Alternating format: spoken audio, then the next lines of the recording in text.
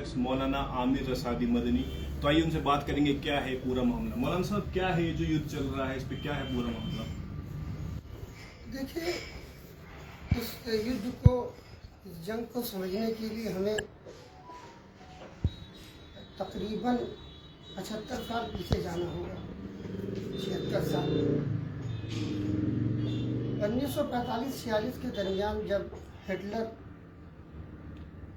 यहूदियों का कत्लेआम कर रहा था, गैस चैम्बर में उनको मार रहा था, और यहूदी मुख्तलिफ दुनिया के मुल्कों से भाग करके इधर उधर जा रहे थे, यूरोप में जा रहे थे, मुख्तलिफ मुल्क में, तो जर्मनी से भागते हुए किसी भी मुल्क ने उनकी कोई मदद नहीं की। उनके जहाज़ वहाँ रुके, उनको नहीं उतरने दिया गया, किसी ने उनको पनाह नहीं दी। फिर वो जहाज़ फ़लस्तीन आता है और वहाँ के मुसलमानों ने उनको एक तरह से अपना मेहमान बना करके उतारा और अपनी ज़मीनें दी और तुम यहाँ रहो। इसके बाद आप 1946 का नक्शा देखिए, अगर इजराइल का जो नक्शा है फ़लस्तीन का, तो उसमें आपको दिखाई देगा कि बहुत थोड़ा सा हिस्सा जितना आज गाज़ा का है उससे भी कम, यानी वो 10-5 किलोमीटर के अंदर उनको उन्होंने बसा दिया था। और फिर ये यूरोपीय ममालिक जो उन लोगों को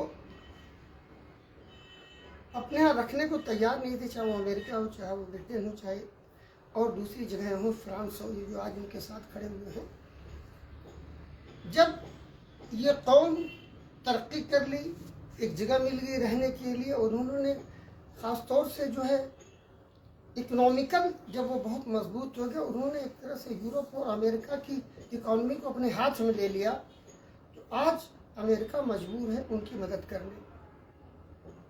तो इजराइल ने फ़लस्तीनियों की ज़मीन को हड़प लिया, जितने में वो थे उतने में आज उन्होंने फ़लस्तीनियों को पहुंचा दिया। इस युद्ध को कुछ लोग आज़ादी की लड़ाई बता रहे हैं, तो कुछ लोग आतंकवादी हमला बता रहे हैं। मैं उसी को मुकम्मल कर लूँ। तो जब ये किसी भी जो लोग फ़लस्तीनियों को आतंकवादी कह रहे हैं, उनको ज़रा ये समझना चाहिए कि थोड़ा सा आंकड़ा अगर 2008 से 2020 और 23 तक आप देखें, तो अभी मौजूदा इस 2023 में हर रोज़ 8-10 फ़लस्तीनियों को, उसमें बच्चे छोटे, औरतें, उनके साथ वहशी दरिंदगी रोज़ की जाती है। ये होता क्या है कि जब आदमी किसी भी जुल्म को सहते सहते फिर वो फट पड़ता है, वो जो हुआ है वो यही है कि उनकी एक अलग अलग बहुत से लोग तंजीमें बनाते हैं, और हर तंजीम को यह हासिल है कि अपनी आज़ादी की जंग लड़े अपने। और ये आपकी यूएनओ का जो है चार्टर इस बात की वो देता है कि अगर किसी ने किसी के मुल्क को जबरी कब्जा कर लिया, तो उसको आज़ाद करने के लिए जो लोग लड़ेंगे उनको आज़ादी का सिपाही कहा जाएगा, आतंकवादी नहीं कहा जाएगा। तो चूँकि मुल्कों की अपनी अपनी मजबूरी होती है और अलग अलग हालात होते हैं, हमारे यहाँ भी उनको आतंकवादी टीवी पे कहा जा रहा है। तो मैं ये समझता हूँ कि वो अपने मुल्क की, अपनी ज़मीन की बका के लिए, उसको खाली कराने के लिए जंग लड़ रहे हैं, हम उनको आतंकवादी कैसे कह देंगे? अगर ऐसा होगा तो फिर हम अंग्रेज़ों से जो हमने अपनी ज़मीन खाली करवाई, तो हम अपने आज़ादी के जो मतवाले थे उनको क्या कहेंगे? फिर तो अंग्रेज़ हमें आतंकवादी कहेंगे। इसको समझने की ज़रूरत है। हम चूँकि एक तरह से हम इस वक्त की जो सियासत है, इस वक्त की जो हुकूमतें हैं पूरी दुनिया में, वो सेल्फिश हो चुकी हैं। सत्ता कैसे मिलेगी? एक ही मर्तबा आप ये देखें कि हिंदुस्तान जो हमेशा फ़लस्तीनियों के साथ रहा है, अटल बिहारी वाजपेयी को आप देख लें, आप नरसिम्हा राव के ज़माने में पहली मर्तबा इसराइल से ताल्लुकात शुरू हुए, एम्बेसी वगैरह नहीं बनी थी, लेकिन उसके बाद धीरे धीरे दुनिया में एक मुल्क है वो, लेकिन हमेशा हिंदुस्तान फ़लस्तीनियों के साथ रहा, उनके काज के साथ रहा। अभी हमारे प्रधानमंत्री जब फ़लस्तीन गए थे तो उन्होंने यही बात कही थी। अब इस वक्त क्या मजबूरी है, क्या है, ये 5 इलेक्शन है, उसकी वजह से अगर ये हमारा नुक्ते नज़र बदला है तो मैं समझता हूँ कि हर आदमी को अपना नुक्ते नज़र पेश करने का हक हासिल है और आज़ादी राय है। हर आदमी अपने हिसाब से उस मसले को समझेगा। कुछ लोग कह रहे हैं कि आज़ादी की लड़ाई है तो उसको आज़ादी के हिसाब से लड़िए, आप औरतों को नंगा करके नग्न परेड करा रहे हैं। देखिए आजकल कट एंड पेस्ट का बड़ा ज़माना है। मैंने जो अभी बहुत सी चीज़ें देखी हैं, इस्लाम कभी इस बात की इजाज़त नहीं देता कि आपकी पूरी आप हिस्ट्री इस्लाम की, ख़ास तौर से ये 15 साल मोहम्मद सल्लल्लाहु अलैहि वसल्लम के उम्मती उनको आप देख लें तो कभी भी बूढ़े बुजुर्गों और औरतों के साथ कभी भी इस तरह का सलूक नहीं किया गया है। तो ये जो फोटोज आ रहे हैं सोशल मीडिया पे, ये मैं समझता हूँ कि इजराइल के IT सेल की एक प्लानिंग है जो कट एंड पेस्ट करके दुनिया को दिखा रही है। मैं यकीन के साथ कह सकता हूँ कोई भी इस्लाम का मानने वाला इस तरह की हरकत औरतों के साथ, बच्चों के साथ या बुजुर्गों के साथ नहीं कर सकता। यूनाइटेड नेशन कई बार अपने बयानों में कह चुका है जो इजराइल की ज़मीन है वो उसको मिलनी चाहिए, लेकिन जो फिलिस्तीन की ज़मीन है वो उसको मिलनी चाहिए, लेकिन इजराइल अपनी दादागिरी करता है, उसको ज़मीन देता, लगातार कब्जा करता जा रहा है 1948 के बाद से। देखिए यूएनओ एक हाथी के दांत दिखाने के और खाने के और यूएनओ में जो 4 मुल्क बैठे हुए हैं जिनके अपने मकासद होते हैं वो वीटो कर देते हैं। वीटो पावर जिन लोगों के पास है। अमेरिका ने हमेशा यूएनए के इस चार्टर को, इस हुक्म को हमेशा वीटो करके ख़त्म कर दिया। तो हम ये समझते हैं कि ये यूएनओ एक चंद लोगों की दादागिरी का एक तंजीम है कि जो चाहे वो करवा ले, जो चाहे कर ले। इराक पे जंग थोपी गई, यूएनओ ने उसको कहा कि ये सही है।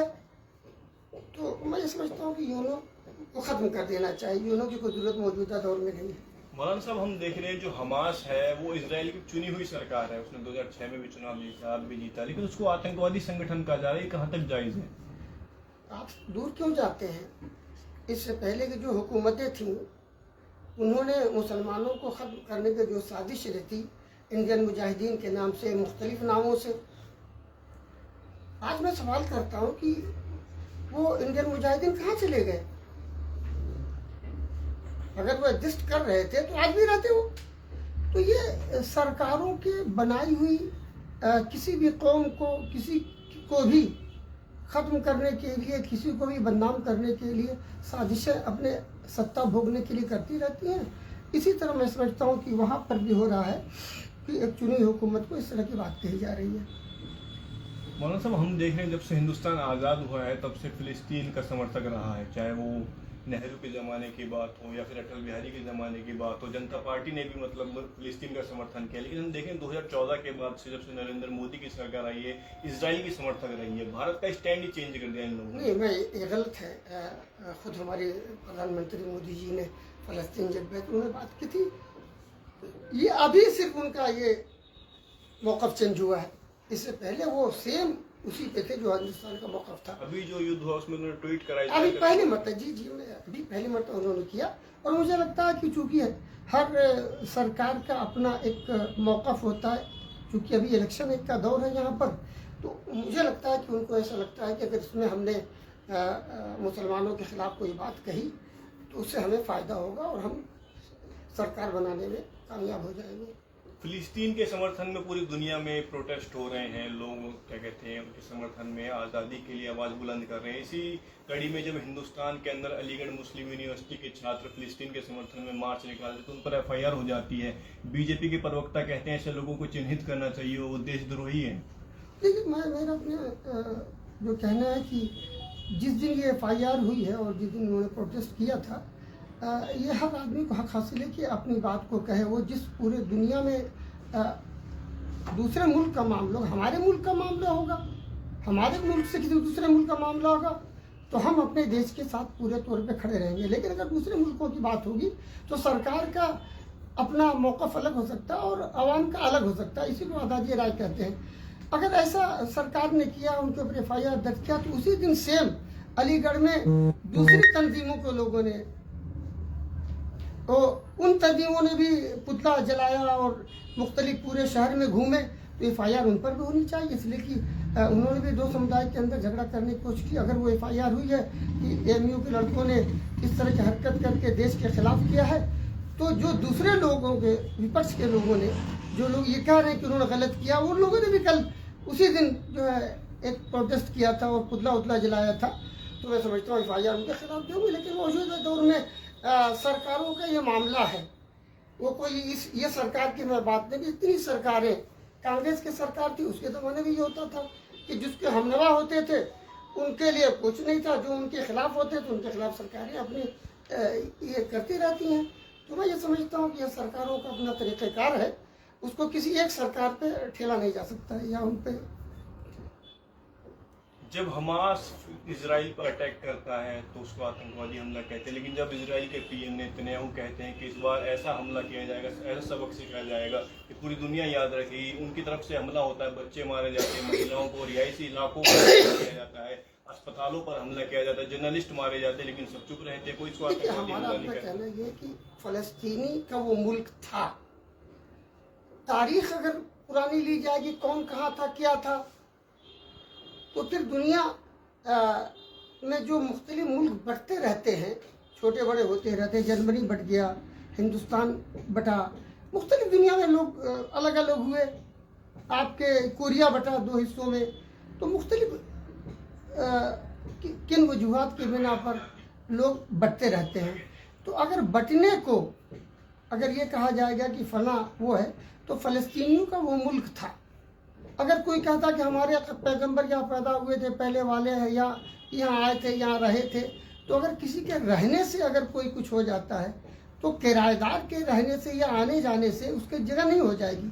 वो जब हम लोगों ने आँख खोली इस 100 साल के दरमियान में, तो वो फ़लस्तीनियों का मुल्क था, तो हम उनको जो खाली कराना है उनको आतंकवादी कह सकते हैं। जिन्होंने कब्जा किया है, मेरे घर में कोई घुस जाएगा, मैं उसको निकालूंगा तो मैं आतंकवादी कैसे रहूँगा? घुसने वाला मुझे आतंकित कर रहा है ना। तो मेरा अपना कहना है कि इजराइल आतंकवादी हो सकता है, आतंकित कर रहा है वो फ़लस्तीनियों को, फ़लस्तीनी उनको आतंकित नहीं कर रहे हैं। क्या लगता है इस मुद्दे का हल कैसे होगा? बहुत आसान है कि देखिए, दोनों को हटाया नहीं जा सकता। मेरा अपना कहना ये है कि एक मुल्क बन चुका है, तो दोनों को एक तय कर लिया जाए कि जो इजराइल का दारुल खिलाफा है, उससे लेकर के उसके उधर एक हिस्से में आधियात कर दिया जाए, या अगर फ़लस्तीनियों की तादाद ज़्यादा है तो उनको 1/3 इसराइल को दे, 2/3 उनको दिया जाए, या हाफ हाफ कर करके इस मसले को बैठ कर सुलझाया जा सकता है। अगर ये तमाम ममालिक चाहे, खासतौर से अमेरिका अगर चाहे, तो ये मसला बहुत आसानी से हल हो सकता है। लेकिन इस पर ताकत का मामला है। मैं ये देख रहा हूँ कि दुनिया 2 हिस्सों में बटी हुई है। कुछ लोग फ़लस्तीन को सपोर्ट कर रहे हैं, हमास का सपोर्ट कर रहे हैं, कुछ लोग उसकी मुखालफत कर रहे हैं। तो मैं समझता हूँ सब सरकारों के अपने मफाद हैं, जो उनकी फ़ायदे की चीज़ें होती हैं वो अपने एतबार से करते हैं, और मैं समझता हूँ कि सरकारों का यह हक भी है कि अपने मफाद के एतबार से वो किसी का साथ दें, किसी की मुखालफत करें, इसमें कोई हर्ज नहीं है। लेकिन अगर ये तमाम सरकारें मौजूदा दौर में इंसाफ पसंद होंगी, जैसा कि पहले हमने आपको दुनिया में देखा कि इंसाफ पसंद जब थे तो हम लोग उस एतबार से बातें करते थे, और इंसाफ की जब बात होती है तो एक हल निकलता है। लेकिन जब बेईमानी की बात होती है कि तेरा चोर चोर है, मेरा चोर शाह है, जब दुनिया में ये हो गया आज की डेट में, तो जब ये हो जाता है तो फिर कोई बात बची नहीं रहती, इंसाफ होना मुश्किल हो जाता है। मौलाना साहब, 2024 चुनाव का बिगुल बच चुका है, इंडिया वर्सेस इंडिया की लड़ाई है, इसमें आप मुसलमानों को किस तरफ देखते हैं?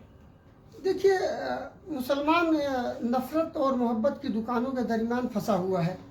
न इंडिया में उसकी पॉलिटिकल पार्टियों को कोई जगह हासिल है, न इंडिया में। तो मैं ये समझता हूँ कि सच्चाई है कि दोनों पार्टियाँ मुसलमानों का वोट चाहती हैं। मोदी जी भी अभी मुख्तलिफ जगहों पर मुस्लिम बिरादरियों का नाम ले रहे थे, वो फला फला को उनके हक नहीं मिले। इंडिया भी कह रही है। तो मैं समझता हूँ कि इस मरतबा सरकार वही बनाएगा या बनाएगी, गवर्नमेंट वो पार्टी ही बनाएगी या वही लोग बनाएंगे जिसकी तरफ मुसलमान जाएगा। तो दोनों की ज़रूरत है। अगर जो लोग मुसलमानों से नफरत वो करके चाहते हैं कि मैं सरकार बना लूँ, तो मैं समझता हूँ कि इस मतलब सरकार मुसलमानों के बगैर किसी की नहीं बनेगी। दोनों को ये सोचना होगा, मुसलमानों का ना कोई दुश्मन है ना कोई दोस्त है।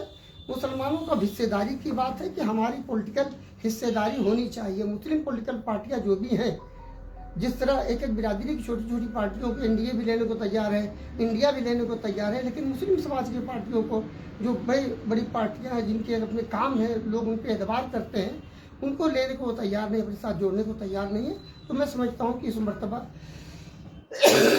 अगर इन लोगों ने हमारे साथ सौतेला सुलूक किया तो मुस्लिम समाज जो इस मरतबा महरूम तबकात को, वंचित समाज को, जिन लोगों को दोनों ने, इंडिया और इंडिया ने अछूत बना दिया है, उन लोगों को इकट्ठा करके एक तीसरा विकल्प के तौर पे हम समझते हैं कि हम एक नया विकल्प के तौर पे लेकर के आएंगे और इन दोनों की सरकारें नहीं बनेंगी, फिर हम ही लोग इंशाअल्लाह ताला आगे जाएंगे। इंडिया जो अपने आप को एक सेक्युलर अलायंस कह रहा है, हम देख रहे हैं उसमें मुसलमानों की जो बड़ी पार्टियां MIM है, AIUDF है, आपकी पार्टी राष्ट्रीय उलमा काउंसिल, बहुजन समाज पार्टी है, दलितों की आज़ाद समाज पार्टी है, इनको नज़रअंदाज किया गया है। देखिए, ये उनका हक हासिल है हर पार्टी को कि वो किसके साथ गठबंधन करे ना करे, लेकिन अगर किसी के साथ ना करे तो मैं ये समझता हूँ कि ये बेईमानी होगी। ये हर पार्टी को हक हासिल है कि किस पार्टी के साथ करे। तो इसमें मैं ये समझता हूँ कि इस मरतबा अगर एनडीए या इंडिया दोनों जो मुसलमानों को वोट की ख्वाहिशमंद हैं, उनको ये तय करना होगा कि जो साफ छवि की पार्टियां हैं, जिन्होंने कभी हिंदू मुसलमान नहीं किया, उन्होंने कभी नफरत नहीं फैलाई, या उन्होंने कोई ऐसे अपनी बातों से जहर घोलने की कोशिश नहीं की, हम समझते हैं उनको दोनों को लेने में कोई एतराज़ नहीं होना चाहिए। दोनों को ये तय करना चाहिए, दोनों इस मुल्क के गठबंधन है, कोई मुसलमानों का हामी है या कोई मुसलमानों का दुश्मन। मैं समझता हूँ कि दोनों दुश्मनी और दोस्ती में कोई मुसलमानों के साथ नहीं है, दोनों मुसलमानों को। तो क्या एनडीए अगर आप लोगों को न्योता देता है तो क्या आप एनडीए में शामिल हो जाएंगे? देखिए, हिस्सेदारी की बात है, वो एनडीए हो चाहे इंडिया। हमने पहले दिन जब हमारी पार्टी बनी थी 15 साल पहले, हम लोगों ने तय कर दिया था कि हमारा ना कोई दुश्मन है, कोई पार्टी ना कोई दोस्त है। हमारे हुकूक की दस्तयाबी में, हमारे अधिकारों की प्राप्ति में जो ईमानदारी से हमारे साथ खड़ा, वो हमारा दोस्त है। मोदी जी कहते ही हैं सबका साथ सबका विकास, तो क्यों नहीं आप लोग शामिल हो जाएंगे एनडीए लेकिन में? देखिए, एक पॉलिटिकल पार्टी को हिस्सेदार बना करके शामिल करने को तैयार नहीं है। ये जुमला है उनका, सबका साथ सबका विकास। इस जुमले के सबका मुसलमानों को सिर्फ जो है विनाश किया गया है। लेकिन ये एक बात आम है कि आप उनको फायदा पहुंचा रहे हैं, वो आपको फायदा पहुंचा रहे हैं। मैं ये समझता हूँ कि ये कांग्रेस वाले कहते हैं। नहीं, राष्ट्रीय उलमा कौंसिल के सिलसिले में तो किसी की हिम्मत नहीं है, किसी के माने दूध नहीं पिलाया कि ये कह दे कि हमने इस तरह की कोई हरकत ऐसी की हो। हमारा तो पहले दिन से नारा एकता का राज चलेगा, मुस्लिम हिंदू साथ चलेगा। और लेकिन हमारा अखिलेश यादव कहते हमारा हैं नारा, अखिलेश यादव कहते हैं आप आजमगढ़ में उन्हें हरा देते हैं। नहीं, हम तो भाई जब भी पॉलिटिकल पार्टी, हम तो उनको हराते इसलिए है कि उनको हैसियत उनको पता चल जाए कि अगर हम आपको जिता सकते हो तो आप करा। पिछली मरतबा 96% मुसलमान ने 98% मुसलमान ने एक तरफा उनको वोट दिया। इस मरतबा वो देख लें कि अगर उन्होंने गठबंधन नहीं किया मुस्लिम समाज की पार्टियों के साथ तो उनके औकात बता देंगे। तो आपने कभी अखिलेश से बात की यूपी में गठबंधन करने हम की? आप ये बता दीजिए कि जो 8% की पार्टी हो वो 24% से बात करेगी या 24 वाले जाएंगे उनके पास?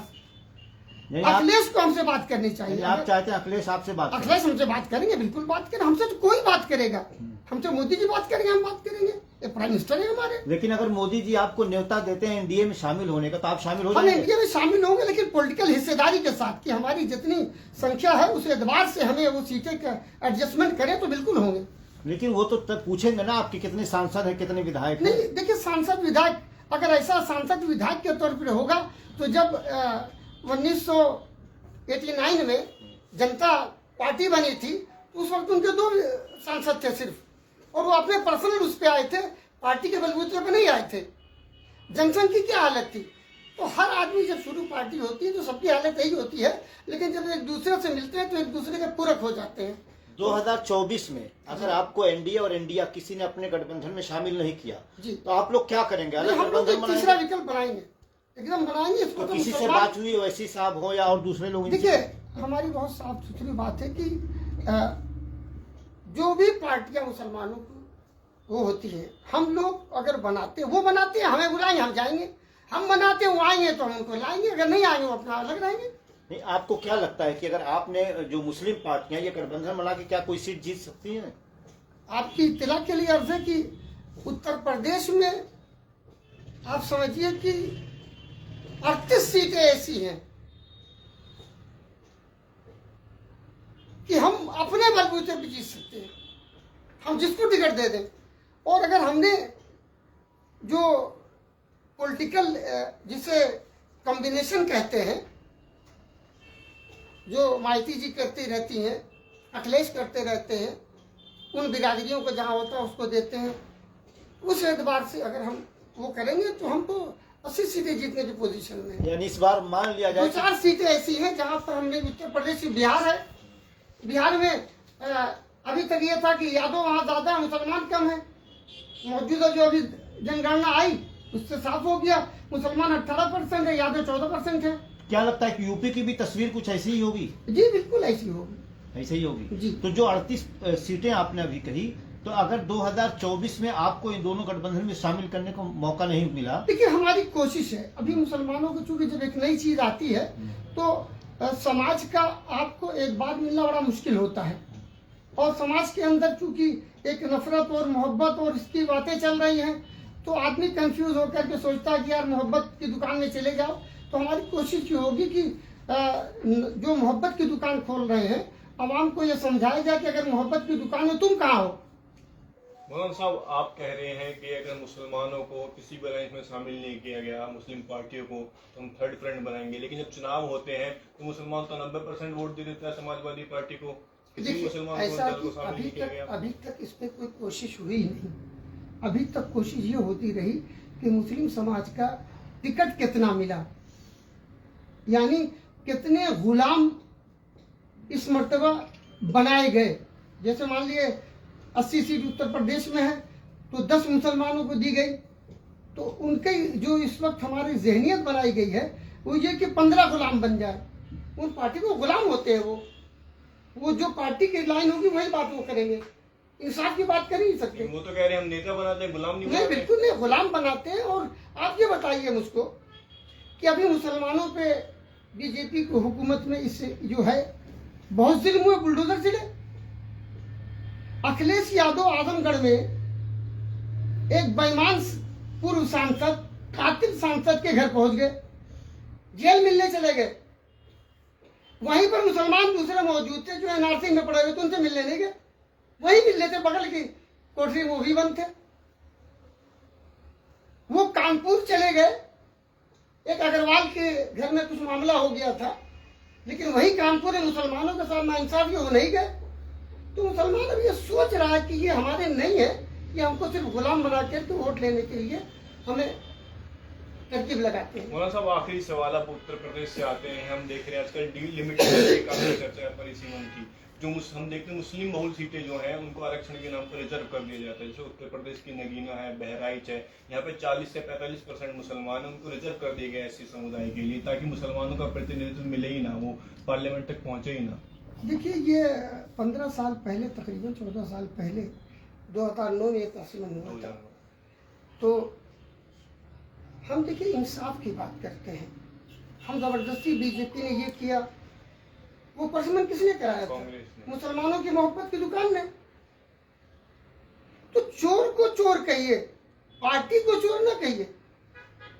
हमारे यहाँ क्या हुआ है कि हमारे कुछ दरबारी सरकारी उलमा, दानिश्वर, सियासतदानों ने इसको दो हिस्से मुसलमानों को बांट दिया, ये तुम्हारा दुश्मन है, ये तुम्हारा दोस्त है।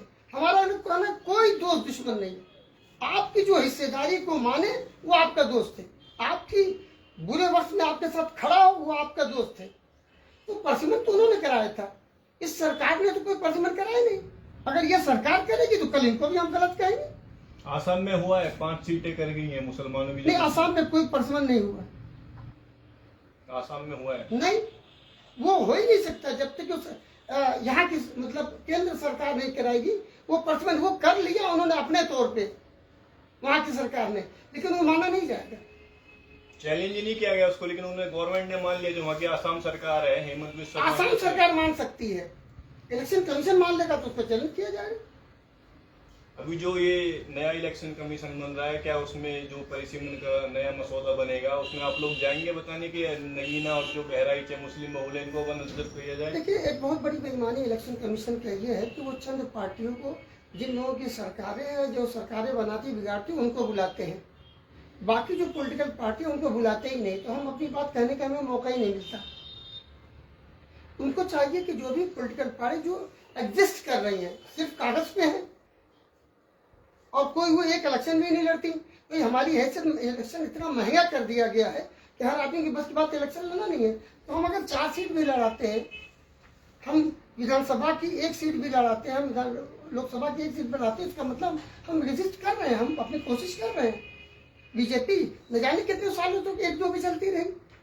तो उन लोगों को जो बाकायदा पॉलिटिकल एक्टिविटीज करते रहते हैं, उन लोगों को बुलाना चाहिए। तो मैं समझता हूँ कि ऐसी अगर ये 10-5 पार्टियां हैं, तो उसमें एक 50-60 पार्टियां और भी हैं जो कि एग्जिस्ट कर रही हैं, उनको बुलाना चाहिए, उनकी बात को सुनना चाहिए, चाहे उनके एमएलए एमपी हो ना हो। बहुत बहुत शुक्रिया मौलाना साहब। तो ये थे मौलाना आमिर असैदी, जिन्होंने बेबाकी के साथ हमारे तमाम सवालों का जवाब दिया। धन्यवाद।